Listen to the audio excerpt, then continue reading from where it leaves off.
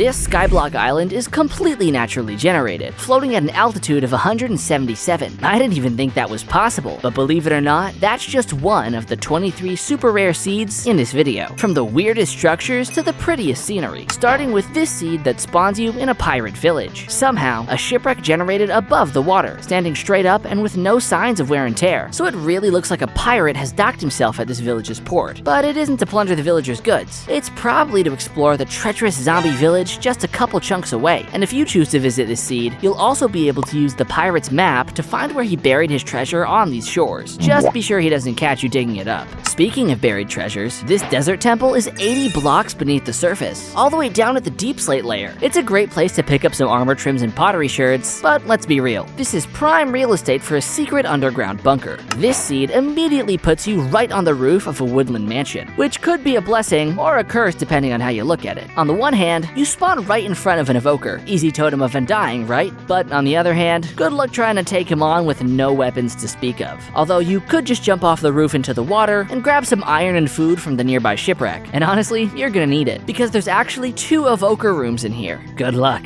Ever wondered what a village would look like without the village? Well, wonder no longer, because this user found a seed that made me question everything. There's a bunch of path blocks, some eerie lampposts and hay bales, but not a single building or villager in sight. Creepy. But if you travel down into the cave below, you'll actually find the village well mystically placed in the center of the cavern, as well as a golem, 2 villagers, and some cats. I don't know about you, but this place definitely feels like it has some lore to it. Where's MatPat when you need him? This is just a cool looking mesa biome, right? Well, it's not all that it seems, because instead of being solid terracotta all the way through, the mountains here are actually completely hollow. With just a few torches, you've got yourself a super cozy and colorful base with tons of space to work with, and endless possibilities. Oh, and bonus points, at the base of this mountain is the entrance to a giant lush cave that leads into an ancient city. You're welcome. Moving on to a pillager outpost that's precariously balanced on top of a mountain. I mean, I see why they'd want to build it up here. It's kind of a vibe, but how do these guys ever expect to make it down in order to pillage any villages? Seems kind of inconvenient. And I know this place is supposed to be scary, but honestly, I think I could sleep in here. The villagers must have thought so too, because one of them decided to do the same thing and also built his house on a mountain peak. The whole village is actually built on the summit, chaotically scattered about along the rocky terrain. But this one villager had to be the pick-me and decided to place his house as high as it could possibly go. Alright buddy, good luck hooking up the plumbing. On the complete other end of the spectrum, this zombie nitwit has a house at the bottom of a monster-infested cave. I mean, I can see why he'd want to build down here. There's bountiful resources on every surface, and the cascading lava and creepy vibes are immaculate. But there's zombies